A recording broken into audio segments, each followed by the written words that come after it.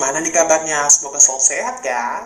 Kali ini membahas lalu cerita film yang berjudul Anak Karenina, yang dibintangi oleh aktris yang sudah tidak asing lagi, yaitu Keira Knightley. Film ini dirilis pada tahun 2012, dan film ini sudah lama Mimin tonton, tapi baru aja sempat hari ini dibuatkan alurnya. Sedikit bocoran film ini sangat-sangat menguras emosi kalian, dan sangat banyak memberikan pelajaran tentang kesetiaan. Ya udah, jangan lama-lama lagi dan tanpa terlalu banyak spoiler di awal, yuk langsung aja kita bahas alur ceritanya. Yeah. Please tell me that I can't, that I won't.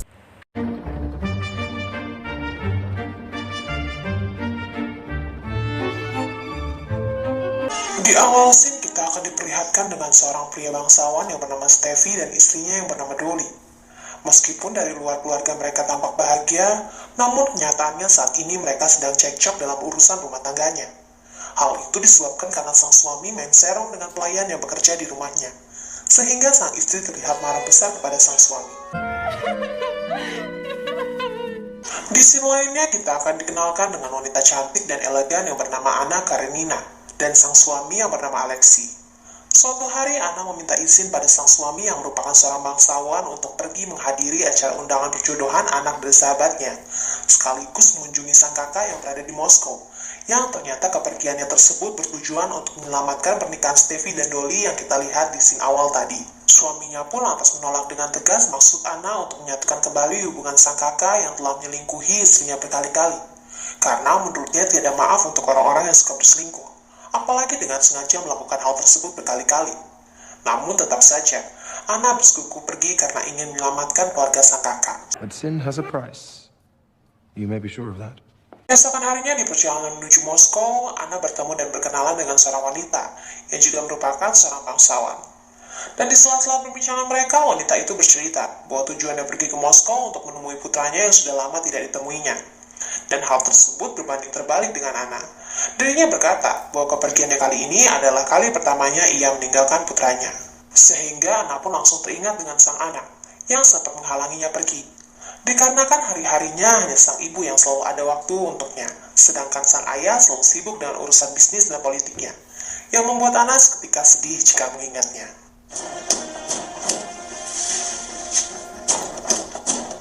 Scene pun lalu kemudian beralih ke kediaman Steffi, yang di sela-sela kesibukannya, ia didatangi oleh teman lamanya bernama Levin, yang mengabarkan bahwa dirinya akan melamar gadis pujaan hatinya bernama Kitty, yang dari dulu telah disukainya. Steffi yang mengetahuinya pun lantas mengatakan, sangat disayangkan, kenapa tidak dari dulu Levin melamar Kitty. Namun Levin berkata kalau dirinya belum memiliki apa-apa, sehingga dirinya belum berani untuk melamar Kitty. Steffi yang mengetahui kalau malam ini ada pertemuan keluarga Kitty, lantas meminta Levin untuk datang bersamanya. Steffi pun menyarankan agar nanti malam kelak Levin mengenakan sepatu dan pakaian terbaiknya, karena saat ini untuk mendapatkan Kitty, Levin mempunyai saingan yang sangat berat. Di malam harinya, Levin yang sudah lama tidak bertemu dengan gadis pujaan hatinya terlihat sangat gembira. Levin pun langsung segera menghampiri dan mengatakan maksud dan tujuannya mendatangi Kitty, yaitu untuk melamarnya. Namun sayangnya lamaran Levin tersebut ditolak oleh Kitty, dikarenakan malam pertemuan ini adalah malam perjodohan Kitty dengan seorang pangeran bernama Vronsky. Yang sontak Levin yang tak mengetahui hal tersebut pun dengan hati yang kecewa lantas pergi meninggalkan Kitty. Will you be my wife? But will you? I can't. Singkat cerita, Anna yang baru saja sampai di Moskow dijemput oleh sang kakak yang telah lama menunggu kedatangannya. Dan ketika Anna kembali ke dalam kereta untuk mengambil barang-barangnya, dirinya bertemu dengan Vronsky, yang ternyata Vronsky adalah anak dan teman wanitanya selama di perjalanan mereka. Sehingga Anna dan Vronsky pun lantas berkenalan. Namun di waktu singkat perkenalan mereka, terlihat ada hal yang berkesan satu sama lainnya di antara Anna dan Vronsky, yang nampak jelas dari tatapan pandangan mata mereka. Sesampainya di rumah, sesuai dengan permintaan sang kakak, Anna pun mengajak Dolly berbicara empat mata mengenai hubungan antara Dolly dan Steffi. Anna pun bertanya, apakah Dolly masih mencintai sang kakak atau niatnya sudah bulat untuk berpisah dan mengakhiri hubungan pernikahan mereka. Dolly pun berkata kalau dirinya sudah tidak sanggup menghadapi sikap dan tingkah laku sang suami. Dirinya ingin memaafkan kesalahannya, namun di sisi lain ketika mengingat perbuatannya sangat sulit untuk melupakan dan memaafkannya. Mendengar hal tersebut, Anna pun berkata kalau sang kakak masih sangat mencintainya. Sang kakak berselingkuh berkali-kali dengan pelayan itu memang sangat memalukan dan menjijikan. Namun hubungan tersebut bukanlah hubungan cinta, melainkan sisi binatang dari jiwa manusia. Dan itu bukanlah jiwanya, karena terlihat jelas penyesalan Steffi berasal dari hati, dan hati Steffi hanya untuk dirimu dan untuk anak-anakmu. Anna pun terus berusaha untuk meyakinkan Dolly untuk tetap mempertahankan rumah tangga mereka bersama. Hingga pada akhirnya mengingat akan nasib anak-anak ke depannya, Dolly pun mempertimbangkan kembali keputusannya untuk bercerai dengan Steffi. And God go with you. You can introduce me to your new governess. Di malam perjodohan Kitty dan Vronsky terlihat jelas raut kebahagiaan yang terpancar dari wajah Kitty. Ditambah lagi dengan kedatangan Steffi dan Anna. Kitty pun nampak bertambah bahagia. Namun berbeda dengan Vronsky. Ketika melihat kedatangan Anna, dirinya terlihat kurang fokus saat menari dengan Kitty. Karena diam-diam dirinya terus mencuri-curi pandang kepada Anna, dan begitu pun sebaliknya. Hingga sampai pada akhirnya Vronsky pun mengajak Anna untuk berdansa dengannya. Dan tentu saja dengan senang hati Anna pun menerima ajakan dari Vronsky tersebut.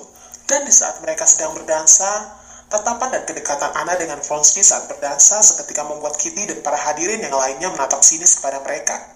Sehingga ketika Anna mengetahui hal tersebut, seketika tersadar dan merasa sangat malu dengan apa yang telah dilakukannya. Anna pun seketika pergi meninggalkan pesta tersebut.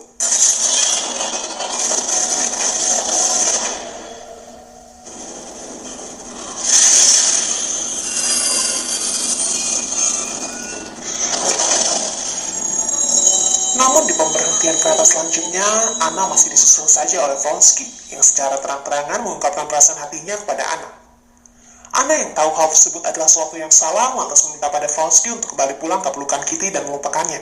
Begitupun juga dengan dirinya. Namun tampaknya hal tersebut tidak diindahkan oleh Vronsky. Ia tetap saja mengikuti Anna, meski ia telah pulang kembali ke kediamannya.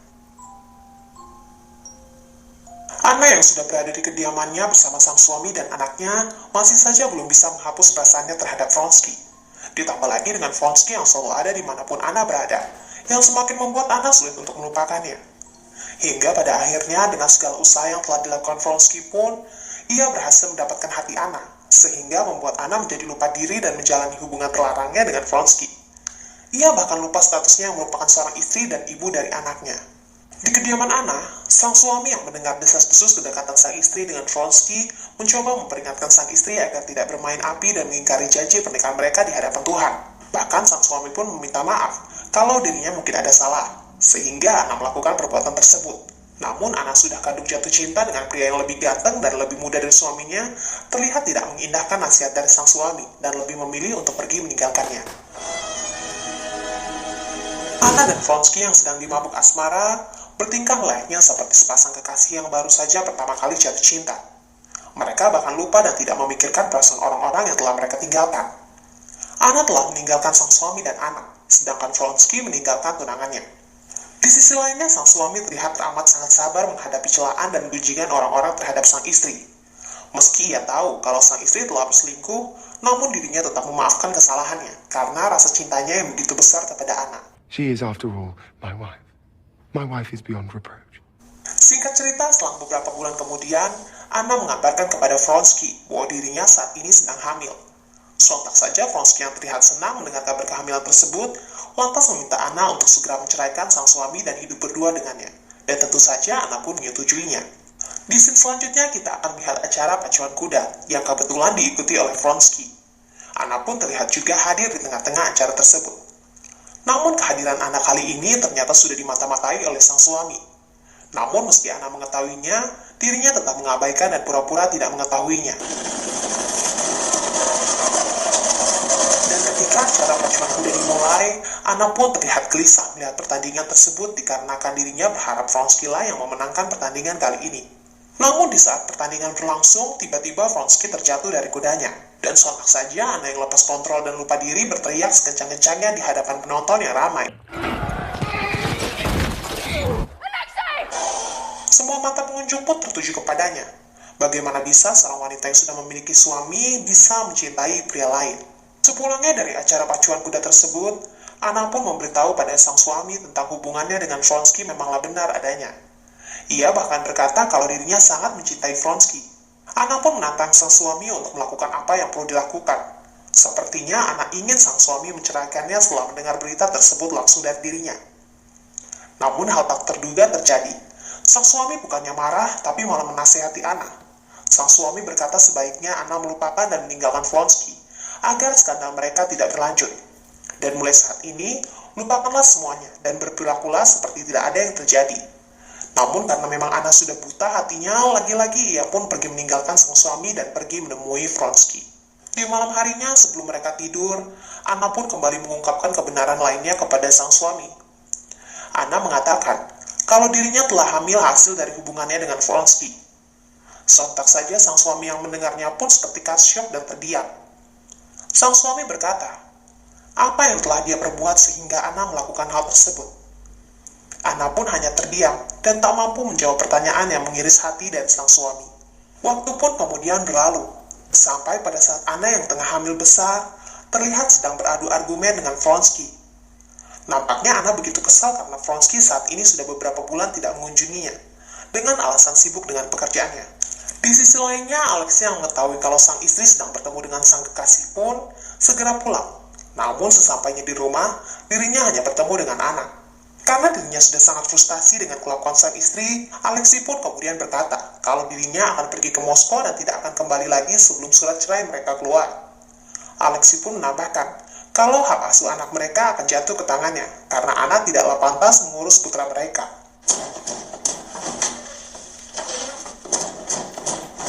Scene pun kemudian berpindah ke Moskow. Levin yang mengetahui kalau Kitty batal bertunangan dengan Vronsky, ia pun segera mendatangi kediaman Steffi. Levin meminta Steffi untuk membantunya kembali dalam mendapatkan cinta Kitty. Dan tentu saja dengan senang hati Steffi pun menyanggupinya. Dan ketika Steffi, Levin, dan Kitty di rumahnya sedang asik berbincang-bincang, tiba-tiba pelayan mengabarkan kalau Alexei datang mengunjungi mereka. Sontak saja Steffi pun terkejut mengetahui hal tersebut. Ternyata kedatangan Alexei ke rumah Steffi bermaksud memberitahu kalau hubungannya dengan Anna akan segera berakhir. Karena dalam waktu dekat mereka akan bercerai. Steffi yang mendengarnya pun suatu terlihat sangat terkejut. Sehingga dirinya dan sang istri pun berusaha menasehati dan membujuk Alexei agar bisa mempertahankan rumah tangga mereka seperti yang selama ini telah diajarkan oleh Anna. Namun nampaknya Alexei yang sangat sakit hati tidak dapat menerima nasihat dari iparnya tersebut. Di lain sisi, terlihat Kitty meminta maaf kepada Levin atas kejadian waktu itu. Dirinya merasa bersalah karena dirinya telah menolak mentah-mentah cinta Levin. Dan tentu saja Levin pun menerima permintaan maaf tersebut. Dan di momen itulah Levin pun mencoba kembali melamar Kitty untuk yang kesekian kalinya. Dan dengan raut wajah yang senang dan hati yang bahagia, Kitty pun menerima lamaran dari Levin. Anna yang sedang sekarat setelah melahirkan, mencoba mengirim surat kepada Alexei dan meminta Alexei untuk datang menemuinya untuk meminta pengampunan pada sang suami. Dan setibanya Alexei di sana ketika melihat kondisi Anna yang betul-betul sekarat, kemarahan, kekesalan, sakit hati yang selama ini dirasakannya seketika hilang. Hatinya pun luluh kembali ketika melihat sang istri yang sangat ia cintai terbaring lemah tak berdaya. Alexei pun dengan tulus memaafkan kesalahan sang istri dan Vronsky yang telah mereka lakukan selama ini. Alexei bahkan meminta kepada Vronsky untuk meninggalkan sang istri dan berjanji setelah pulih nanti akan mengantarkannya kepada Vronsky apabila sang istri memang yang meminta. Dan dengan berat hati Vronsky pun menyetujui permintaan Alexei. Beberapa hari kemudian Anna yang terlihat sudah mulai pulih kembali mengetahui kepergian Vronsky. Ia pun lantas marah kepada Alexei. Ia berkata bahwa dirinya pada saat itu meminta maaf dan pengampunan pada Alexei karena dirinya sedang sekarat. Namun karena dirinya sekarang ternyata masih hidup, ia ingin kembali hidup bersama dengan Vronsky. Alexei yang mendengarnya pun sontak terlihat sangat syok dan terkejut. Kebaikan niatnya untuk memaafkan kesalahan sang istri ternyata hal yang sia-sia belaka. Dan di akhir pembicaraan, Alexei pun menyentuh kaki sang istri dan berkata kalau dirinya telah berjanji pada Vronsky kalau akan mengikhlaskan Anna pergi bersamanya kalau sang istri memang memintanya. Vronsky telah merampas mantelnya, sekalian ia akan memberikan jubahnya. Dan mau tak mau, Alexei pun lagi-lagi harus menerima kenyataan pahit ditinggalkan oleh sang istri untuk yang kesekian kalinya. Anna pun kemudian pergi bersama anak perempuannya mendatangi Vronsky, dan mereka pun menjalani kehidupan bersama kembali. Singkat cerita, Anna pun diundang ke suatu acara opera oleh temannya Vronsky. Dan setiba dirinya di sana, sontak ia menjadi bahan perbincangan oleh para tamu yang hadir di sana. Karena Anna yang masih berstatus istri sah Alexei tinggal dengan pria yang bukan suaminya. Namun nampaknya bak seperti muka tembok, Anna dengan pedenya tetap menikmati acara opera tersebut. Hingga sampai ada seorang wanita yang dengan lantangnya mengatakan bahwa Anna adalah seorang pelacur, yang membuat seketika Anna hanya bisa terdiam dan menangis. Keesokan harinya saat Anna bersantai di suatu kafe, ia tidak sengaja bertemu dengan Dolly. Dolly pun mengabarkan bahwa Kitty sekarang hidup bahagia bersama dengan pasangan hidupnya, dan sebentar lagi akan dikaruniai seorang bayi. Begitupun dengan Dolly dan Steffi yang masih bertahan dalam pernikahan mereka, meskipun banyak aral rintangan yang menghadang. Di akhir pembicaraan mereka, Dolly pun berkata kalau Steffi tidak berubah sama sekali. Kebiasaannya masih sama seperti dulu, suka main serong. Anna yang mendengarnya pun hanya bisa tersenyum kecut. Waktu pun berlalu. Dari hari ke hari kehidupan Anna menjadi semakin frustasi, karena tidak ada kejelasan dalam surat perceraiannya dari Alexei. Ditambah adanya kabar perjodohan Vronsky dari sang ibu, sehingga membuatnya semakin tak tentu arah. Begitu juga perdebatan-perdebatan dengan Vronsky semakin tidak terelakkan, sampai pada saat Anna harus menerima kenyataan di mana Vronsky meninggalkan dirinya demi wanita yang telah dijodohkan oleh ibunya, yang membuat seketika hidup Anna semakin hancur lebur bagaikan abu. Karmanya pada sang suami serta anaknya benar-benar dibayar kontan oleh sang pemilik alam. Jika saja ia tidak termakan rayuan Vronsky, kemungkinan saja kehidupannya bersama Alexei dan putranya berakhir bahagia. Namun nasib telah menjadi bubur, yang mana ia tidak bisa lagi berbuat apa-apa, selain menerima apa yang ia tuai selama ini. Kemanapun dirinya pergi selalu menjadi perbincangan, hingga pada akhirnya Anna Karenina memutuskan untuk bunuh diri.